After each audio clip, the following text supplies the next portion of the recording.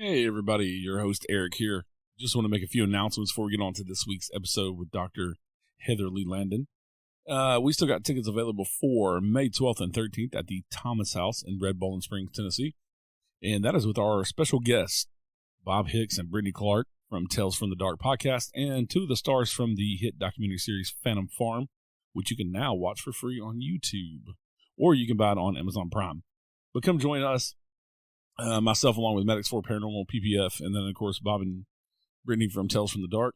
We have rooms still available, and we decided to do a few different price points. You can come to just the dinner and ghost hunt for $75, and you can stay all night and ghost hunt if you want. If you'd like a room for the night and get breakfast the next morning, it is $100 a person, but if you would like to stay both nights, it's $180, and you can hang out all weekend with us. You get 2 dinners, 2 breakfasts. You get to investigate both nights and stay at this awesome bed and breakfast, as they call it, and you'll have your own room for the whole weekend. That is pretty cheap for a whole weekend. I mean, $180 to get a room? Hell, you can barely get a hotel room for $180 for a night, let alone two buffet-style dinners and 2 buffet-style breakfasts, and you get the pleasure of our company. So come on out and join us. Head on over to the Unseen Paranormal Podcast Facebook page or the group, the Unseen Paranormal Podcast Lounge, and you can find those links there. And I guess that's all for this week. So enjoy this episode, and we'll talk to you next week.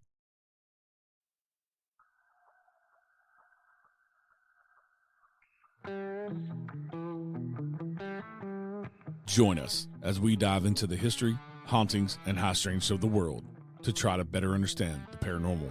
I will be your guide. I am paranormal researcher and investigator Eric Freeman-Sims.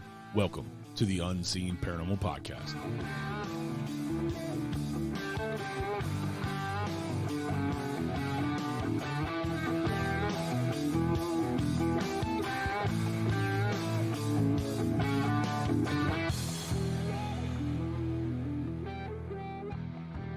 Hey everybody, welcome back to the Unseen Paranormal Podcast. I am your host Eric Freeman-Sims. Today we welcome investigator, author, and radio host Dr. Heather Leigh Landon. Dr. Landon is the founder of Exploration Paranormal and co-founder of the Witches Paranormal Society. She's the host of Exploring the Paranormal and co-host for Ghost Education 101 and The Warren Files. She holds a doctorate of philosophy in metaphysical humanistic science, specializing in paranormal science. She's also the author of Haunted Florida Lighthouses and Ghost and Legends of the Vegas Valley. I'll provide all of Dr. Landon's links in the show notes, as usual. Hey, Dr. Landon, welcome to the show. Thank you for joining us today. Oh, thank you for having me. Yeah, no problem. No problem at all. I do a lot of stuff with the History Press, and that's kind of how you came on my radar. And I just love the History Press because I think the paranormal and history go hand in hand, and I love the way that they pick their authors to do their books, and there's lots of history in there as well as the hauntings. Exactly. I fell in love with their format that they have, and it makes writing so much easier because you do the history and you can link it to why paranormal activity is happening. It's just amazing connection. Yeah, and I think that's what excites me about the paranormal. I've been doing this for over 20 years. You've been doing it for many, many years as well.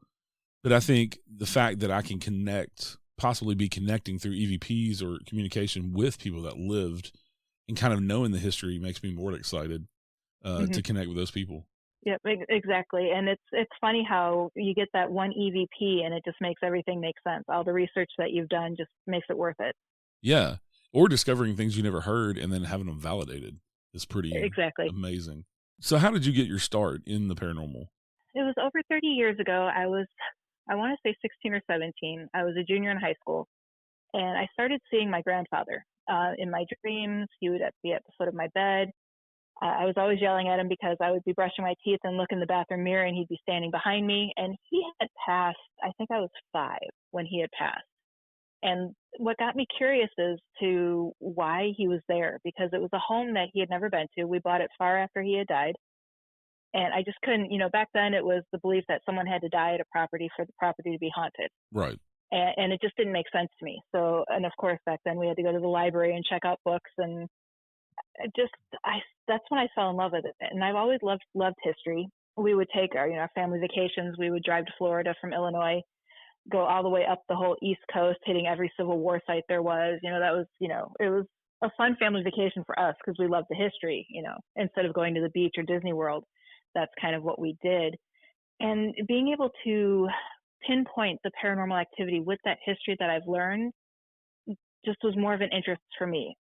So what then after that point in time, I would say just outside of reading, 5 or 6 years later, I met Mark Nesbitt, who runs Ghosts of Gettysburg tours. Yeah, he's an awesome guy. Oh, he is. And he just, he took the time to talk to, a young adult who had 101 questions about everything that was going on.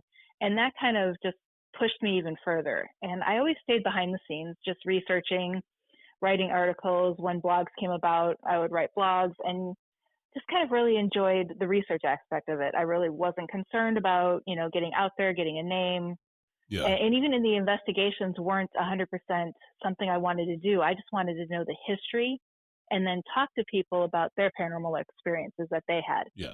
And it was strange because one day we were living in Vegas about 7 years ago, and I was starting to get a little bit more active doing investigations. I was partnering with a local team, and I was sitting on the couch. I think it was UFO Declassified. It was one of the UFO shows on TV. And I was like, wouldn't it be neat if I could, specialize in UFOs? And that just took me down the rabbit hole. I started researching a whole bunch of different things. And I came across Dr. Kelly, Douglas Kelly. He's down here in Florida. And I had known him before just in passing. I completely forgot. I don't know why it took me so long to put two and two together. But he manages, founded, and operates the Institute of Metaphysical and Humanistic Studies. And then also, I think he's the president of Thomas Jefferson University, and they offer theological degrees, and they have everything from your pastoral degrees to family counseling, and then he also, in the IMHS section of it, they had paranormal sciences, to where you can get parapsychology, ufology, and cryptozoology. And I just started taking a class here and there online and fell in love with it, and that kind of pushed me to where I'm at today. Yeah, that's an awesome journey. That's interesting to have your grandfather show up, like when you were kind of too young to know him, and and kind of as your introduction into the paranormal as a teenager. Yeah, I credit him as an introduction, but then he's also always been there when I needed it. Like, yeah. I'm trying to think. It's been a while now, but in 2018, I was diagnosed with stage 5 kidney failure. And I came home because we were actually getting ready to board a cruise when my doctor called me and told me to get to the emergency room. And I had my pity party. I was, depressed, thinking my life was over. And then all of a sudden he started coming to me again in my dreams. I would wake up and he'd be by my bedside. And again, still had no connection to the house we were living. We were actually living in another state.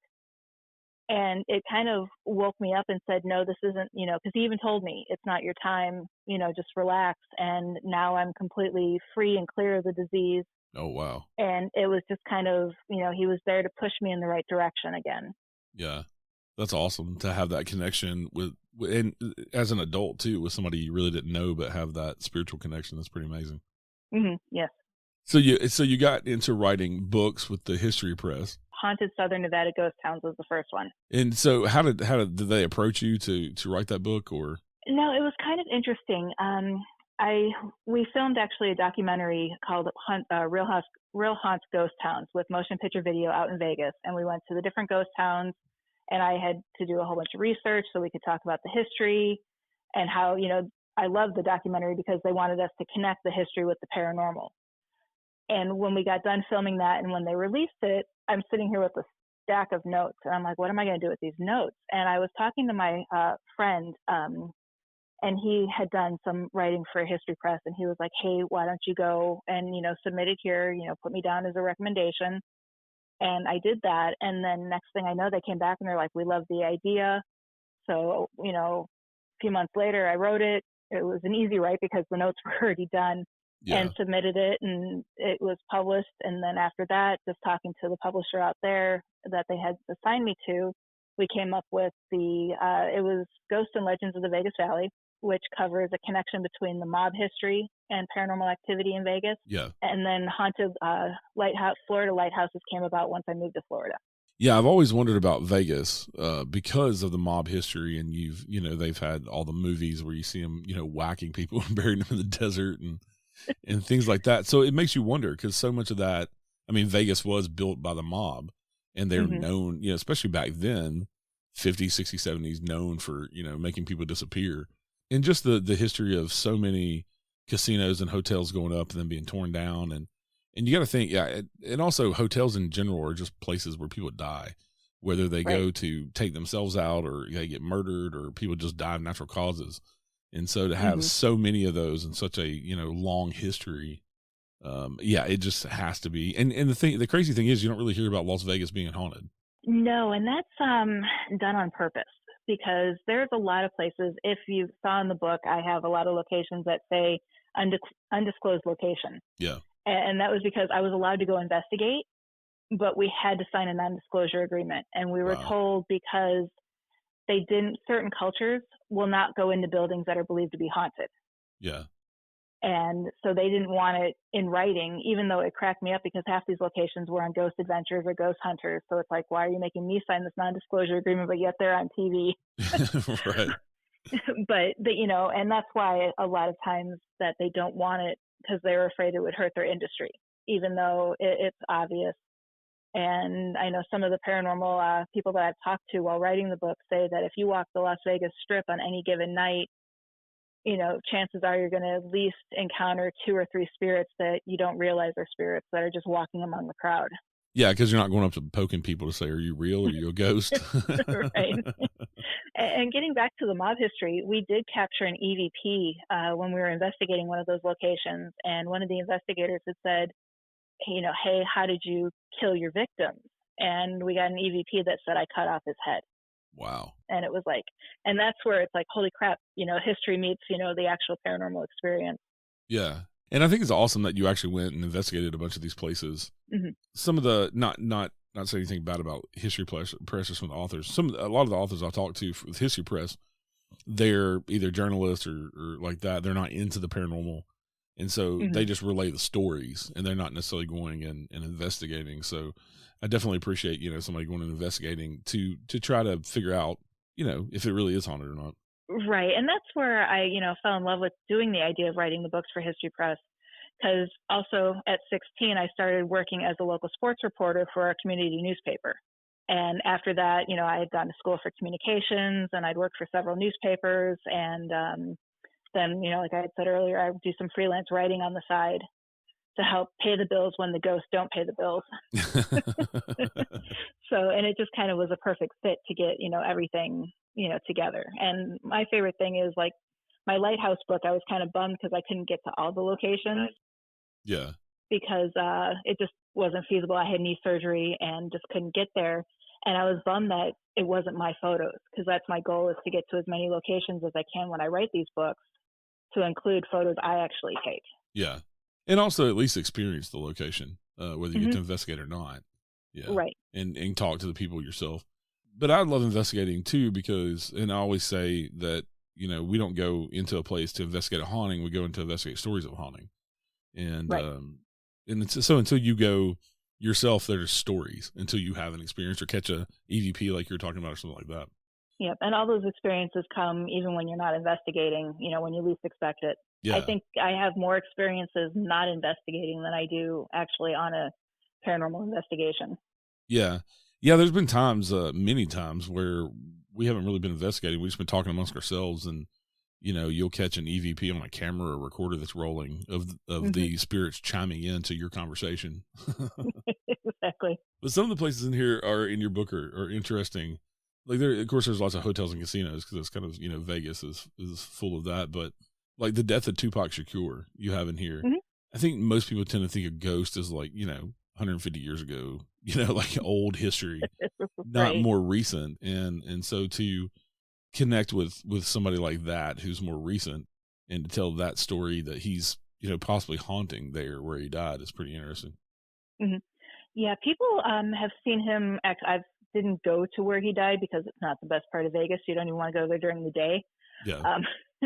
But people have spotted, him walking the street where he was gunned down. Other people have seen him at MGM, where he was at before his final days at the arena area.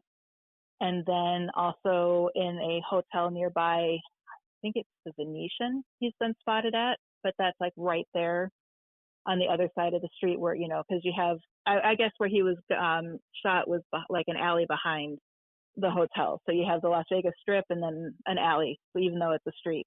And that's kind of where it happened. And we actually captured an interesting EVP in the vicinity of where he died, on the Strip side of it. And one of the, I didn't even realize my video camera was still going. And one of the investigators we were with said, wouldn't it be cool if we could have talked to Tupac today? And just, carrying on. And we all started walking away. And we have an EVP that said, I'm right here. Oh, wow. And if it's him, I don't know. But it was just, perfect timing. Yeah. Yeah, that's pretty crazy. To just make a nonchalant comment and then get an answer. Mm-hmm. Yep. And we were actually moving from room to room, so I don't even know why. I must have forgot to turn the video camera off because it's filming the ground as we're walking. Yeah.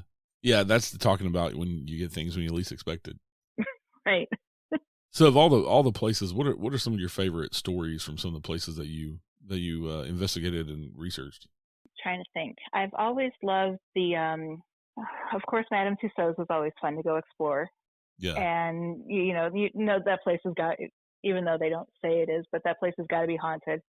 And even though I didn't fully investigate it, it was more of just my walking around, taking photos and video here and there while we were exploring it.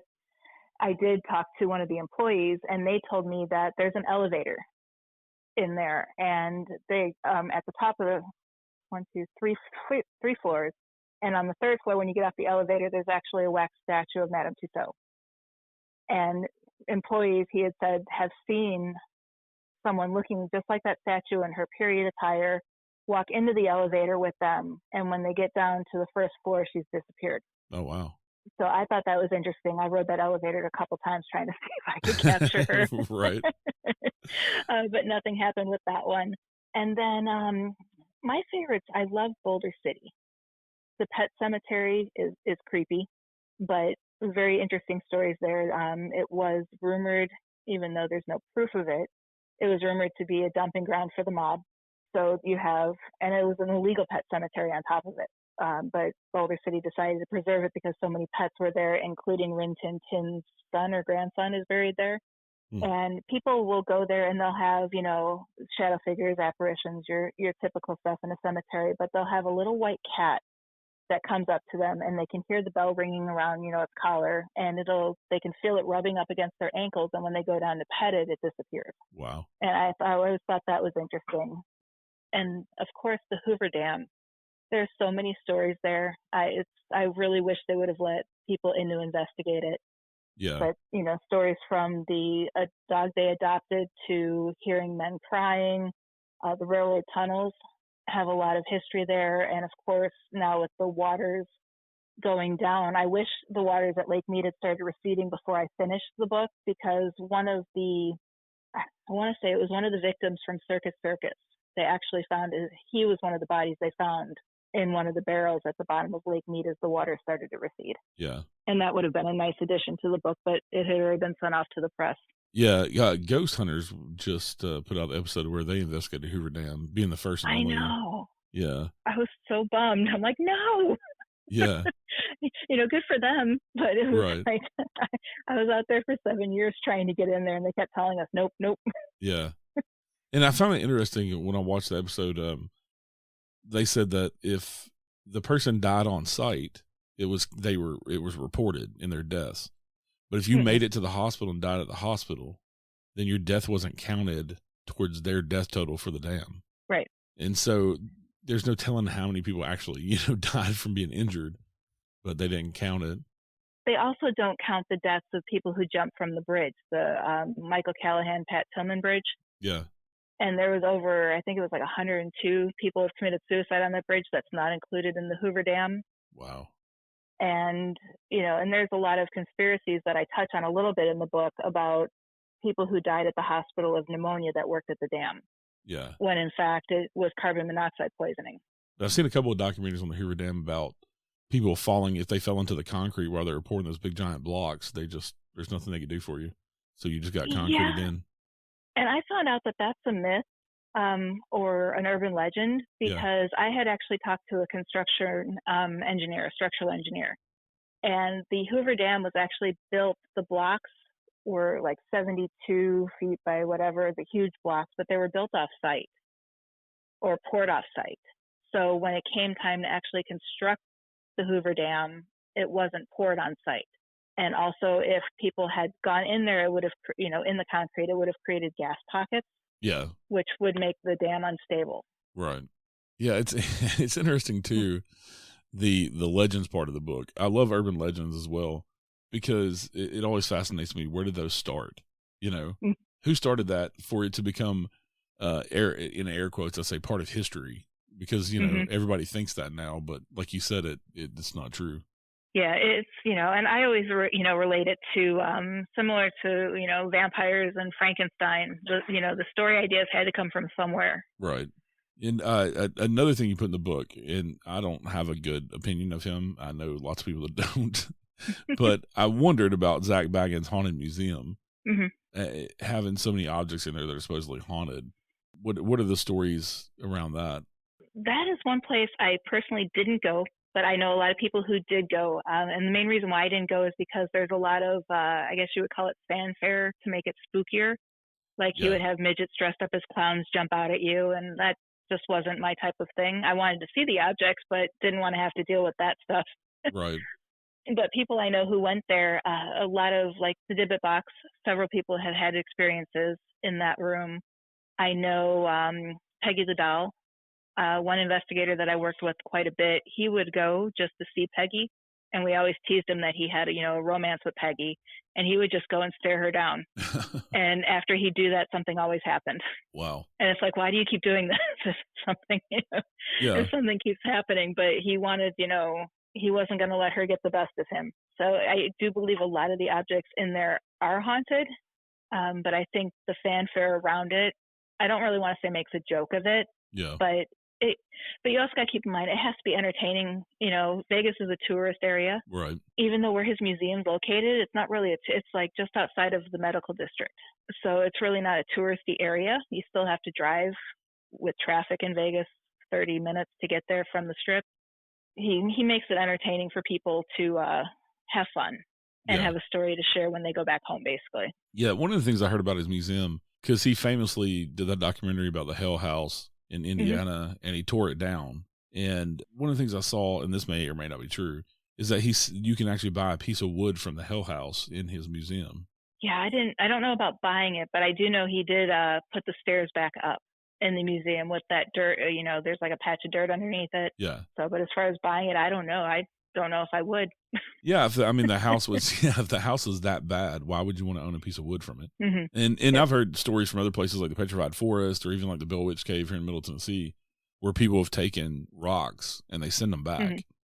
And and I talked to she's the daughter of the owners of the Bell Witch Cave, and she said, they get hundreds of packages a year. People sending rocks back. They claim they're cursed after they take a rock out of there. I think it all depends on how you take it, because I was actually doing Ghost Education 101 last night, and we were talking about taking stuff from sites, and I have a brick from the Goldfield Hotel, but it was given to me by the owner. As a here, thank you for coming, here you go type of thing. So it was actually given to me, and I didn't quote unquote steal it.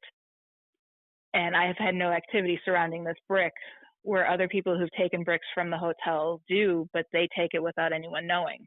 Right. Yeah, it's that's something that's fascinated me, because the park rangers out at the Petrified Forest National Park, they say that they get packages back. People send in pieces of because it's also it's illegal to take stuff out of the national park, but people send them back saying that they've broken legs and arms or had wrecks or whatever.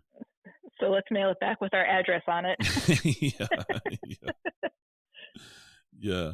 One of the things in the book too is the Red Rock Canyon National Conservation Area. I'm big into the missing 411 stuff. Is there anything like that going on? Weird disappearances and things? I didn't come across any weird disappearances that weren't already uncovered, but that doesn't mean that there aren't any, because I know people go missing in Red Rock Canyon a lot. Yeah. And even when we first moved there, a group of hikers went missing, and then when they were found about a week or two later, they had no recollection of where they were. Wow. Or what happened. And then the story just kind of disappeared, was never reported on again. And, out there, again, I think they do everything they can to keep stuff like that hush hush just because they want to get the tourists to come out. So you also have Red Fox's home in here. Mhm. He was a huge, character on TV and a comedian. And it wouldn't surprise me if he was still around his house. Yeah, a lot of people report, because now it's a real estate office. Yeah. And so they don't allow investigations in there anymore. They used to, but then people took advantage of it. But they'll go in the morning and paperwork will be scattered all over the place. That after filing cabinets left open, they don't allow smoking in there, but they smell the scent of cigar smoke, which would have been the cigars similar to what he smoked. They've even gone in the morning, and a coffee pot that does not have a timer on it would be on with a fresh cup of pot brewed.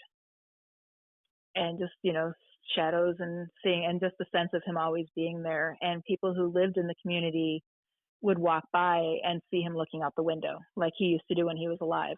Wow. Yeah, people are always fascinated by celebrities, coming back from the beyond and being seen and things. But why wouldn't they? If everybody else, other spirits come back, why wouldn't they?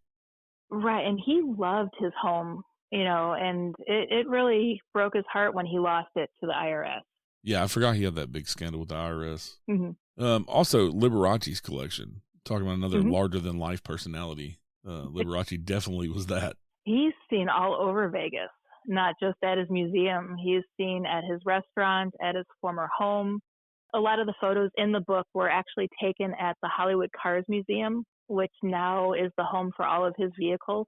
And people have reported seeing him sitting in his cars there. And he's also been spotted at Madame Tussauds, where one of his figures is at. What about the other, of course, what comes to mind with Vegas, the Rat Pack? Any of those guys seen around? A lot of people have seen them at Madame Tussauds in the basement area, mostly because they've made the basement area almost like a recreation of the old Copa room. And I know they're always changing it, but when we were there, they had the big stage, they had the piano in the center of the floor, and they had the Rat Pack scattered around the room like they were entertaining like they would have back in the day. And a lot of people do claim to see them there, which is kind of interesting. Yeah. I guess a lot of the hotels and stuff where they would have hung out in their heyday are kind of gone now and replaced with newer stuff. Yeah, because Madame Tussauds is actually located right where the Copa room was. So that would have been their hangout. Mm-hmm. Like I talked about earlier, I'm always interested in urban legends. So what are some of the weird urban legends around the Vegas Valley and around Las Vegas? Of course you have, this one is like all over the world. Men traveling, businessmen getting lured at the bar by a pretty woman who turns out to be a prostitute. And then they go back to her room where they're then completely lose track of time because they've been drugged, and they wake up to a note that says call 911 to save your life. And when they get to the hospital, they realize that one of their kidneys was taken. I don't know how true that is. I've never encountered anyone who had that happen. Yeah. And then I want to say it was at Caesars or the Bellagio, but there was one craps table that paid out millions of dollars before they realized that they were losing money on the table. And it was rumored to believe that there was a curse on that table against the hotel it was in, and it was benefiting anybody who played the game while visiting Vegas. That's definitely a Vegas-centric urban legend. Right. And I don't know why, but why are all bathrooms haunted? Every time I was researching a hotel, there was always a story about the bathroom being haunted. Yeah, I just had a guest on my show talking about, she read a book about haunted bathrooms. And that's what the book is. And and one of the things that always catches my attention, because I'm like, how would a school be haunted? You've got the Dale H. Robinson Junior High School. Of course, now we got a lot of the shootings and things like that, but for the most part, people really don't die in schools. No, and that goes back to where someone is comfortable, like a former janitor is comfortable working there, loved the kids, wanted to return, and continue their work. And that's what I think that haunting is, even though there's a whole bunch of different stories about him getting violent as well. But then you also have sometimes, even though children don't die at the school, they, have either a car accident or some type of medical condition and they die young. Their last memories are of their school, and that's where all their friends are at. And I think that's kind of why schools. And then you also have the land. Where was the school built? Was it built on, Native American territory, Right. Former cemetery? I mean, there's rumors that, like Sunset Park, there's rumors that that was buried over hundreds of bodies, and they just paved right over it to make the park, even though I found out that wasn't true. But, it goes to, why are parks haunted? When people go there to have fun. Right. And of course, we couldn't talk about that part of the country without talking about UFOs. Oh, yes. Because that's with Roswell and just that area, supposedly with Area 51, you have what do they call it? The Janet flights, flying out of Las Vegas to take the employees to Area 51. And yeah, it's interesting. I would always, whenever we would drive the car at night, I was always looking up in the sky in the distance, just, waiting for something to, fly vertically up into the air. But it was so hard because with, it was McCarran Air Force, or not McCarran, McCarran Airport at the time. It's so many flights were coming in and out, and I'd see videos with like, oh, hey, check out the aliens are all lined up. And it's like, no, those are the flights coming in. we knew that path well because it went by our house. Yeah. But it was only a couple hours away for Area 51. And it's just interesting to see how many people just believe in the theory of Area 51 and everything that, happened. Yeah. And so many stories. And one guy, he was in Real Haunts Ghost Towns with us. He actually used to work at Area 51, and he shared a little bit of what happened while he was there. But so much secrecy going on. And I truly, it's one of those places that I would love to investigate. Yeah. And the closest I ever got was McCaw School of Mines. It was a mining museum in Henderson, Nevada. And that's in the book with the photo. There's a yellow train that they have on display, and that came from Area 51. And around that train, we would get high EMF readings. And if we moved to the second car that was attached to it, it would just flatline and we'd get nothing. We'd go back to that car and it would be buzzing like crazy. We saw apparitions of a little boy playing around there. We captured EVPs, and employees that worked there always had strange feelings around that one car. And I think that brought Area 51 energy with it to this museum. Yeah.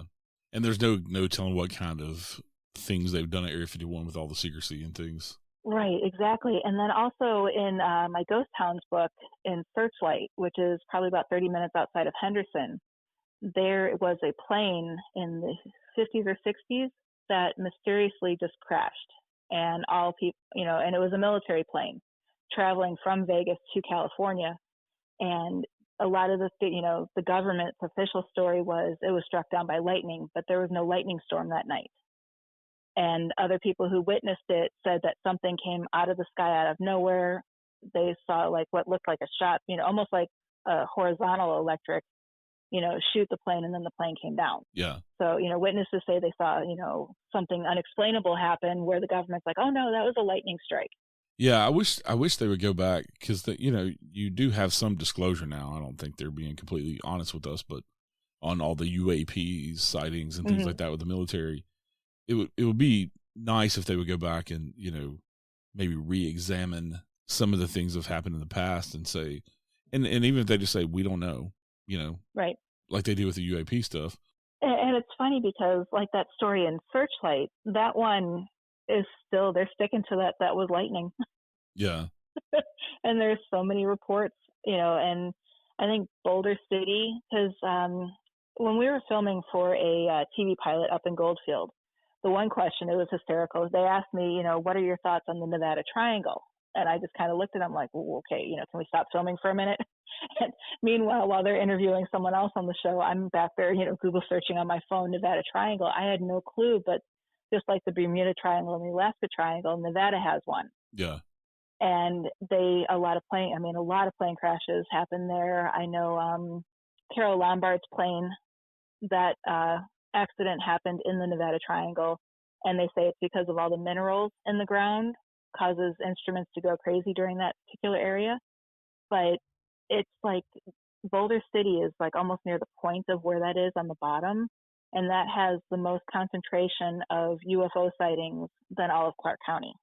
Yeah, it's interesting how there's these certain places, not just in the U.S., but kind of all over the world that, of course, Skinwalker Ranch is huge right now. You got the Bridgewater Triangle in the Northeast, and then, like you said, the Alaskan Triangle, and then, I've never heard of the Nevada Triangle. Yeah, I hadn't either, but I wish I was still there researching it. But one of my next steps is I want to dive deep into the Bermuda Triangle a little bit more. Yeah. Yeah, that's definitely interesting. I don't think there's ever been, I mean, of course they've made documentaries and, History Channel, Discovery Channel. They've all had shows with people going out and investigating, but I don't know about, people really paying attention anymore, because you've got Skinwalker Ranch and things like that people are paying more attention to now. Right. And what they need to do with the Bermuda Triangle, and that's where the paranormal science background I have, is they need to do more like what they're doing at Skinwalker Ranch. Yeah. Conduct scientific experiments, not just let's take a boat out there and see what happens. Right. Sample the water at different, depths and different areas, try to get as far down and get, soil samples from under the water if possible to see what's causing it, and do more than, just observing. Yeah, and there's also plenty of pilots out there who have had time slip things happen and all this crazy stuff, and nobody's really diving deep into it. They just retell the story, and like you're saying, it needs more scientific study, like Skinwalker Ranch, where you're taking out drones and things and trying to recreate or try to stir up the activity. Right, or like what they did with the balloon experiment. Yeah. And they were taking readings at so many different levels. Yeah. It's, people talk about ley lines and things like that. I don't know what that has to do. I know, with different fluctuating electromagnetic fields in the earth. And of course, in the paranormal, we believe, electromagnetic fields account for a lot of stuff, especially with ghosts and spirits and things like that. But I wonder how much it plays in general. Yeah, and how much of electromagnetic activity is caused by paranormal activity. Right. We use it as a basis to measure if a ghost might be there, even if there's no paranormal activity. Is it the residual energy of former paranormal activity just kind of lingering? Yeah, and then also, causing time slips or, mini black holes or something. Right, and I actually, when it comes to time slips, I think being the observer is scarier than actually experiencing the time slip, because you have no idea what's happening. Yeah, but we were doing Right, we were doing an investigation, and the guy I was with, his eyes turned black, and I was like, "Oh crap!" He's twice my size. I'm like, "What am I going to do if he, is possessed all of a sudden?" Right. And by the time I snapped him out of it, he's like, "Where am I?" He didn't even know he was on an investigation. He went back in time. Wow. In his memory, he didn't even realize he had left to go there yet. Yeah. And it was like, he said it was the freakiest feeling he had once he snapped out of it. And I'm sitting here, panicking for several minutes, like, what am I going to do? Yeah. So your next book coming out. The Haunted Florida Lighthouses, they gave me a release date of September 11th. And I was just in Florida down in St. Augustine last year, in the notorious St. Augustine Lighthouse. But lighthouses are an interesting thing too, an interesting phenomenon of being haunted. I've heard many stories, not just from Florida, but with that, it's kind of a tough call, just because there are so many legends that date back to, like in John's Pass here, to the pirate days. Yeah. But it's just a matter of doing the research and finding out some things that really happened.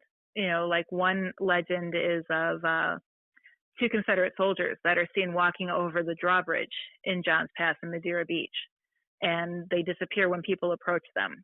And the story is that they were deserters, and they ended up, I think they were either killed in the area by Northern sympathizers or Northern supporters, or they jumped to their death because they were depressed about them leaving the army or the military. And I think that when there's more than one story, that's kind of when it starts leaning towards more of an urban legend.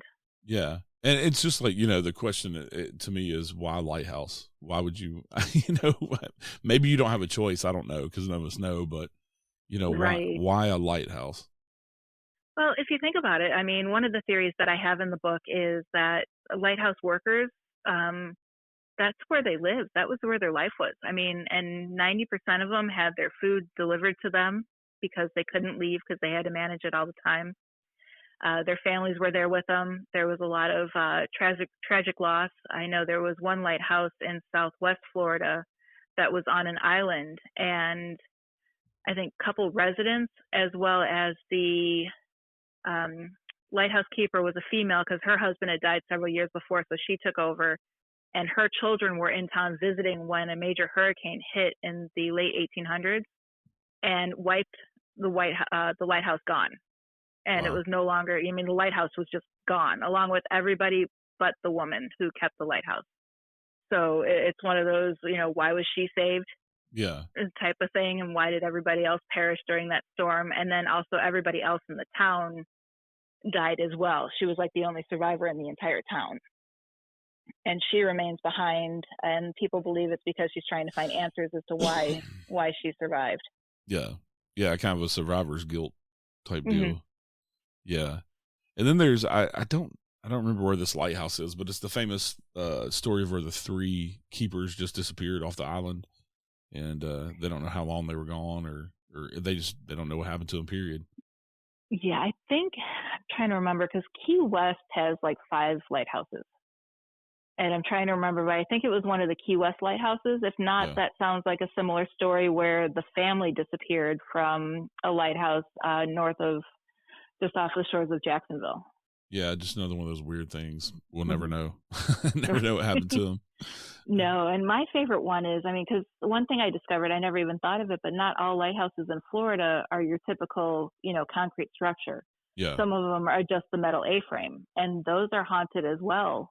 And like one of them off of, I think it was Egmont Key, and a maintenance worker was out there doing some repairs, and the only way to get to it was by boat. And because even the island's not big enough for anyone to live on it, so maintenance had to be done by boat. And he reported seeing a skeletal figure floating on the top of the water. Oh, wow. And it was dressed in ratty pirate attire. And then all of a sudden it disappeared. And he explained it. He goes, it didn't disappear. He goes, it just vanished. Yeah. And he never went back. Yeah, that would be a weird. Yeah. Yeah, he's like, I'm hanging off of this, he's strapped in and just kind of hanging down trying to fix one of the rafters, and all of a sudden the skeleton floats underneath him, and he's like, yeah, I wasn't going back to work. So other than the Haunted Florida Lighthouses book, you got anything else in the works? I do. I'm actually finishing up Haunted Florida Ghost Towns. Once we moved back to Florida, because we lived here before we moved to Vegas, I discovered that Florida has almost as many ghost towns as Nevada does. So that kind of sparked my interest there. Yeah. And then History Press also has me working on haunted theme parks. They're all Florida based, but haunted theme parks, Civil War sites, and roadside attractions. Yeah, so a lot going on in Florida, paranormal wise. Mm-hmm. Oh yeah, that doesn't even scratch the surface of the list of the books they want me to do. So, all right. Well, thank you so much for coming on the show today. Oh, thank you for having me. I had a great time. Yeah, me too. Everybody, go out and check out Dr. Landon's books, Ghost and Legends of the Las Vegas Valley. That book is out now on Amazon or Kindle, and you can also get it from History Press. And then Haunted Florida Lighthouses will be out in September. And look for her future books. Thank y'all for tuning in today. Y'all stay safe out there. We'll see you next time. Have a good day. Thank you for listening to the Unseen Paranormal Podcast. Join us next week for an all-new, amazing guest. And in the meantime, please go on Spotify or Apple and give us a rate and a review. And go over to YouTube and hit that subscribe button. Also, if you would like to submit your story, you can email it to unseenparanormalpodcast@gmail.com, and you can remain anonymous if you like. Once again, thank you for listening. We'll see you next time. Stay safe out there.